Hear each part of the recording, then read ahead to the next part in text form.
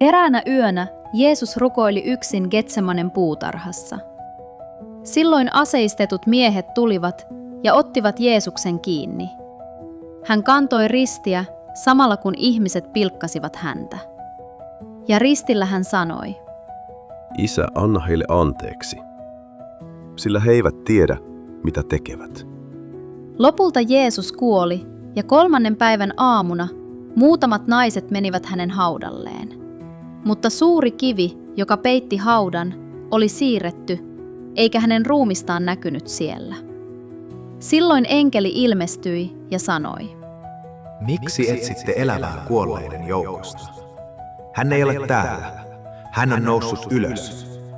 Naiset iloitsivat ja kertoivat opetuslapsille, mutta heidän oli vaikea uskoa.